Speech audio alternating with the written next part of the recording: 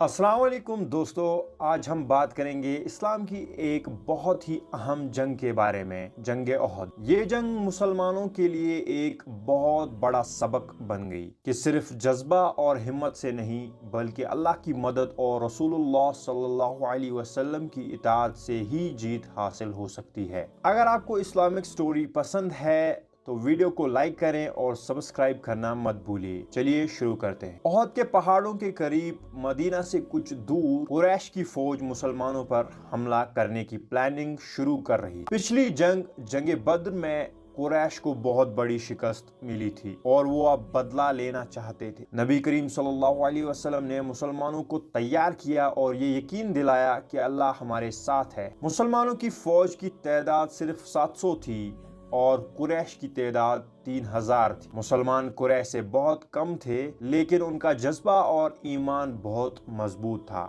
نبی کریم صلی اللہ علیہ وسلم نے اپنی فوج کو اسٹریٹجک پوزیشن پر لگایا، پہاڑی پر 50 سے 60 تیر انداز رکھے اور انہیں سٹرکٹ حکم دیا کہ یہاں سے بالکل نہیں ہلنا، چاہے ہم جیت رہے ہو یا ہار رہے ہو۔ نبی کریم صلی اللہ علیہ وسلم خود اپنی فوج کے بیچ رہے، ان کو حوصلہ دیتے رہے اور قریش کے موومنٹس پر نظر رکھتے تھے۔ مسلمانوں نے ڈیفینسو اسٹریٹجی اپنائی تاکہ قریش کو پہلے ہی روک دیا جائے۔ جنگ شروع ہوئی اور اللہ کی مدد سے مسلمان پہلے جیت رہے تھے۔ قریش کی فوج پیچھے ہٹ رہی لیکن کچھ مسلمان سوچنے لگے جنگ جیت گئی، اب شاید ہمیں مال غنیمت اکٹھا کر لینا چاہیے، اور وہ پہاڑی سے نیچے اتر گئے۔ یعنی جو آرچرز، جو تیر انداز پہاڑ پر تھے، جو فوج کو روک رہی تھی، وہ جو ہے پہاڑ سے نیچے اتر گئی۔ یعنی اب راستہ جو ہے وہ تھوڑا سا صاف ہونے لگا دشمنوں کے لیے، لیکن صرف کچھ لوگ ہی وہاں پر، کچھ صحابی وہاں پر ابھی بھی تعینات تھے۔ قریش کا مشہور سپاہی خالد بن ولید رضی اللہ تعالیٰ عنہ، جو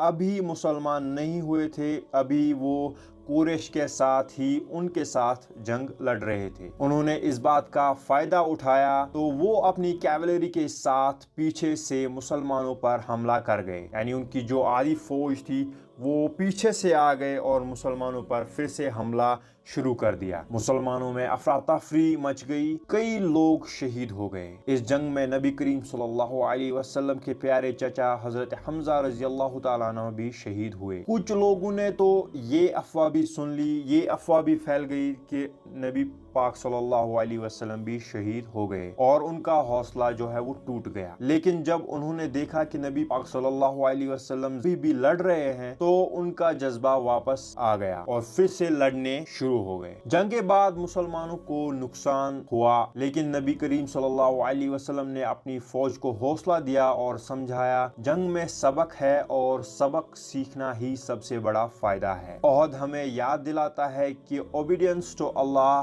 اینڈ ہز میسنجر ہی مسلمانوں کی اصلی طاقت ہے، یعنی ہمیں ہر حال میں حضور پاک صلی اللہ علیہ وسلم کی اطاعت کرنی ہے۔ دوستو، جنگ کا واقعہ ہمیں سکھاتا ہے کہ صبر، یقین اور رسول اللہ صلی اللہ علیہ وسلم کی